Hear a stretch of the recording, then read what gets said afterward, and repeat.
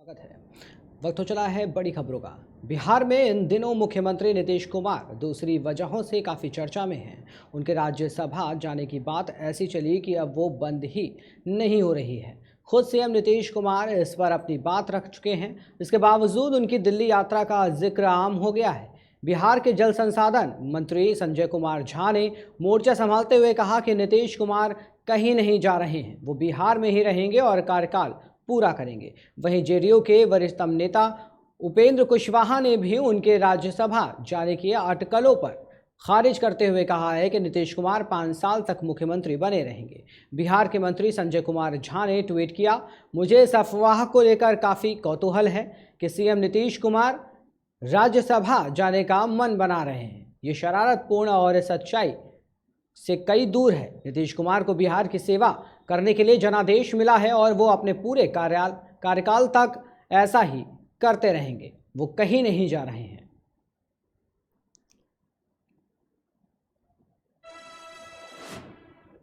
उत्तर प्रदेश में दोबारा सीएम पद संभालते ही योगी आदित्यनाथ हर दिन कोई ना कोई बड़ा फैसला लेते हुए नजर आ रहे हैं। अब सरकार ने यूपी में महिलाओं की सुरक्षा के लिए एंटी रोमियो स्क्वाड को फिर से सक्रिय बनाने का आदेश दिया है। इसके अलावा जल्द ही 3000 पिंक बूथ बनाने का फैसला लिया गया है। मुख्यमंत्री योगी ने गुरुवार रात गृह विभाग की बैठक में यह फैसला लिया है। शिव सिटी परियोजना के तहत ये सभी पिंक बूथ बनाए जाएंगे। सीएम योगी ने बैठक में बाजारों में फुल पेट्रोलिंग बढ़ाने के निर्देश दिए हैं। इसके अलावा नए भर्ती होने वाले पुलिसकर्मियों की ट्रेनिंग क्षमता बढ़ाने और यातायात प्रबंधन को बेहतर बनाने का आदेश दिया है। योगी आदित्यनाथ ने निर्देश दिया कि दोषियों को सजा दिलाने के लिए फॉरेंसिक साइंस का इस्तेमाल किया जाएगा और इसके अलावा अभियोजन की भूमिका को ज्यादा प्रभावी बनाया जाएगा।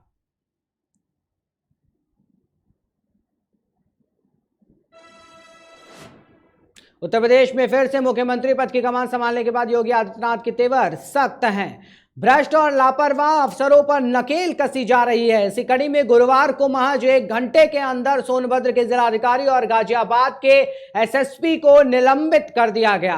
गाजियाबाद के एसएसपी के निलंबन के पीछे की वजह पिछले 2.5 महीने में हुई 100 बड़ी वारदातें हैं। एसएसपी पवन कुमार ने अगस्त 2021 में पद संभाला था।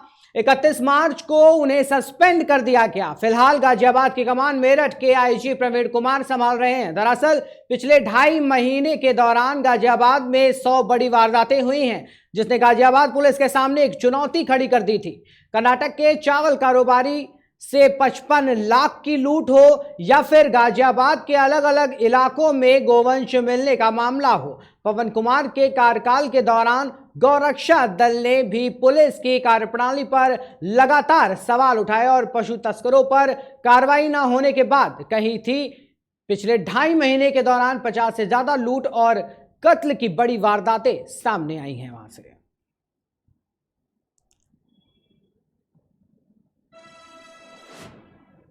दक्षिण कोरिया में एक बड़ा हादसा हो गया। यहां दक्षिण कोरियाई एयरफोर्स के 2 विमान ट्रेनिंग के दौरान हवा में टकरा गए। इस हादसे में 3 पायलटों की मौत हो गई जबकि एक घायल है। आपातकालीन अधिकारियों के मुताबिक दक्षिण कोरियाई वायुसेना के 2 विमान साचेओन में शुक्रवार को ट्रेनिंग के दौरान हवा में टकरा गए। इस हादसे में 3 पायलटों की मौत हो गई जबकि एक जख्मी है। अधिकारियों के मुताबिक हादसे के बाद 3 हेलीकॉप्टर्स, 20 वाहन और दर्जनों इमरजेंसी वर्कर्स हादसे वाली जगह पर रवाना हो गए। दक्षिण कोरिया के एयरफोर्स ने भी 2 KT-1 ट्रेनिंग विमान के टकराने की पुष्टि की है। हालांकि बयान में कहा गया है कि वो ये पता करने की कोशिश कर रहे हैं कि पायलट खुद को इजेक्ट करने में सफल रहे या नहीं। आपको बता दें कि अभी टकराने की वजह सामने नहीं आई है।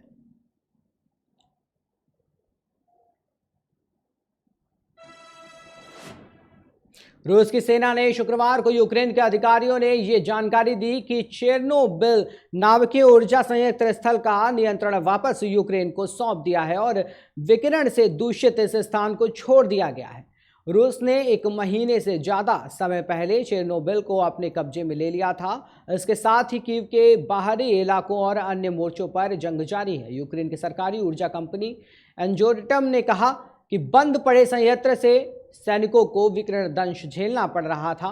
इसके बाद उन्होंने चेरनोबिल को छोड़ दिया। हालांकि स्वतंत्र रूप से इसकी पुष्टि नहीं की जा सकती है। रूस के सैनिक चेरनोबिल से ऐसे वक्त में पीछे हटे हैं जब ऐसे संकेत मिल रहे हैं कि क्रेमलिन यूक्रेन में पीछे हटने के वास्ते बातचीत करने की आड़ में अपनी सेना को फिर से तैयार कर देश के पूर्वी हिस्से में पुनः तैनात करने की कोशिश कर रहा है। यूक्रेन के राष्ट्रपति व्लादिमीर ज़ेलेंस्की ने कहा कि देश के उत्तर और मध्य भाग से रूस की सेना की वापसी महज एक दिखावा है और उसके दक्षिण पूर्व में बड़े हमले की तैयारी है। यूक्रेन की एक सरकारी एजेंसी ने कहा कि आज रूस की सेना की अंतिम टुकड़ी परमाणु संयंत्र क्षेत्र से चली गई है।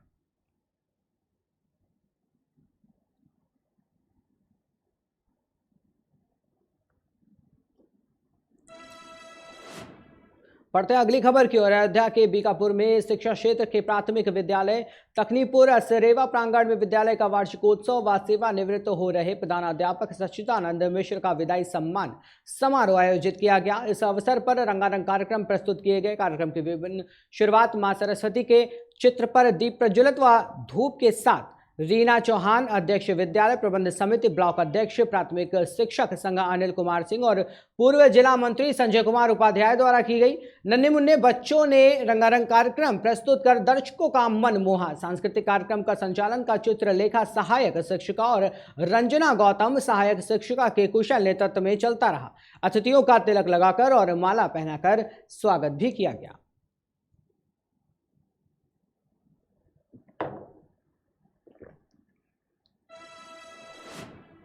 लखीमपुर खीरी में प्रदेश में योगी सरकार बनने के बाद प्रशासन फुल एक्शन में दिखाई दिया। तहसील और ब्लॉक लखीमपुर के ग्राम लखीमपुर देहात में भूमि घाटा संख्या 1187 रकबा 0.182 हेक्टेयर से प्रशासन ने बुलडोजर के जरिए अवैध कब्जा हटवाया। एसडीएम सदर राजेश कुमार के नेतृत्व में राजस्व विकास और पुलिस विभाग के अफसरों की मौजूदगी में उक्त भूमि को अवैध कब्जे से मुक्त कराया गया। अवैध कब्जे और निर्माण को प्रशासन ने ध्वस्त कर दिया। अब चर्चा हो रही है कि जिले में बुलडोजर का असर दिखना शुरू हो गया है। बताते चले कि उक्त भूमि पर अवैध कब्जा था। पूर्व में कई बार कब्जा हटाने का प्रयास हुआ, किंतु पूर्व ग्राम प्रधान मोहम्मद अलीम के परिवार वालों के विरोध के चलते कब्जा नहीं हटवाया जा सका। उक्त भूमि पर प्रशासन द्वारा पंचायत घर बनवाने के लिए चिन्हित किया गया था। बीडीओ लखीमपुर की जानकारी और सूचना पर उप जिला मजिस्ट्रेट सदर राजेश कुमार, नायब तहसीलदार अतुल सेन सिंह, बीडीओ पीयूष कुमार सिंह ने चौकी इंचार्ज जेल गेट और भारी पुलिस बल के साथ अवैध कब्जा बुलडोजर के माध्यम से हटवाया। अवैध कब्जे की भूमि का मूल्य लगभग 70 लाख रुपए है। कब्जे हटवाने के बाद प्रशासन ने पंचायत भवन की नींव भी खुदवानी शुरू कर दी है।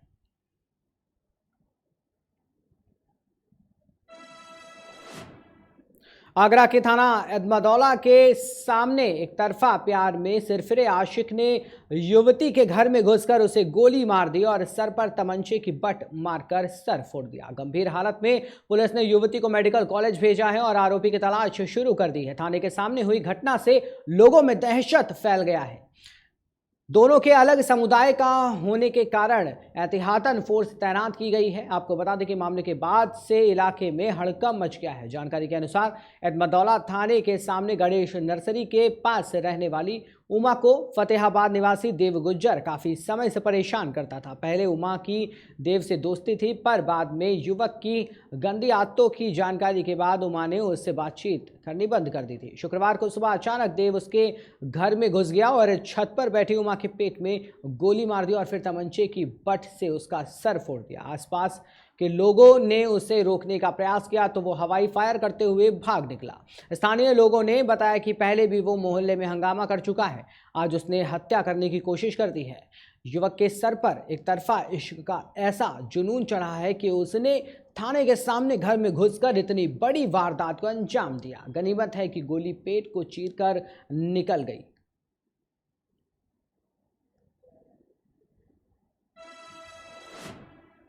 बलिया में यूपी बोर्ड परीक्षा के दौरान बुधवार को इंटर अंग्रेजी विषय का पेपर लीक करने वालों तक पुलिस पहुंच गई। गुरुवार की रात मास्टरमाइंड समेत 6 आरोपियों को नगरा पुलिस ने गिरफ्तार कर लिया। पकड़े गए आरोपियों में जिस स्कूल का पर्चा आउट हुआ है उसका प्रबंधक भी शामिल है। अब तक मामले में 30 आरोपियों को गिरफ्तार कर लिया गया है। पुलिस के अनुसार अंग्रेजी विषय का जो पेपर आउट हुआ है वो महर्जया देवी इंटर कॉलेज भीमपुरा से आउट हुआ था। आपको बता दें कि इस कॉलेज को यूपी बोर्ड परीक्षा के लिए सेंटर बनाया गया था। हालांकि इस कॉलेज के कुछ परीक्षार्थियों की कॉपी आर्यभट्ट जकड़ी इंटर कॉलेज कसेसर में लिखी जा रही थी, जो परीक्षा केंद्र नहीं है। सूत्रों की माने तो जिस विषय का पेपर एक दिन बाद होने वाला होता था, उसकी कॉपी एक दिन पहले हल होकर स्कूल पर पहुंच जाती थी। पुलिस का कहना है कि बुधवार की दोपहर 2 बजे से होने वाले अंग्रेजी विषय का प्रश्न पत्र एक दिन पहले यानी मंगलवार की रात करीब 10 बजे ही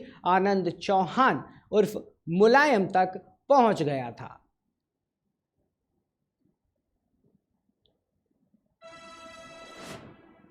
सफीपुर बार एसोसिएशन अधिवक्ताओं ने तीसरे दिन बैठक कर हड़ताल जारी रखते हुए जमकर नारेबाजी की। अधिवक्ताओं ने उन्नाव बार एसोसिएशन अध्यक्ष का पुतला लेकर नगर भ्रमण करते हुए तहसील गेट पर आग के हवाले कर दिया।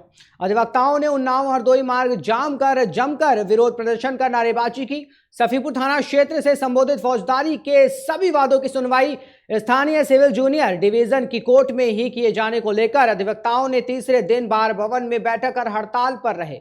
अधिवक्ताओं ने सिविल कोर्ट से निकलकर कस्बे में फ्लैग मार्च कर उन्नाव बार एसोसिएशन जिलाध्यक्ष के पुतले की शव यात्रा निकालकर मुर्दाबाद के नारे लगाए। अधिवक्ताओं ने फ्लैग मार्च कर तहसील गेट पर उन्नाव हरदोई मार्ग जाम कर पुतले को आग के हवाले कर दिया। अधिवक्ता प्रशांत त्रिपाठी ने स्थानीय लोगों से अपील करते हुए कहा कि फौजदारी न्यायालय की स्थापना स्थानीय सिविल न्यायालय में होने से सबसे ज्यादा राहत गरीब कमजोर लोगों को होगी।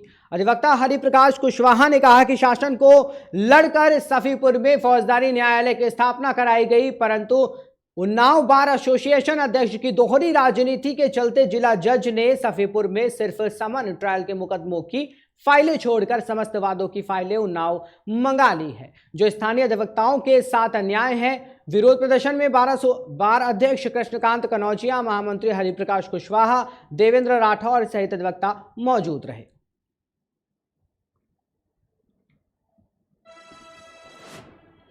फिलहाल के इस वक्त की बड़ी खबरों में इतना ही। देश और दुनिया की तमाम जानकारी के लिए बने रहिए और देखते रहिए केकेडी न्यूज।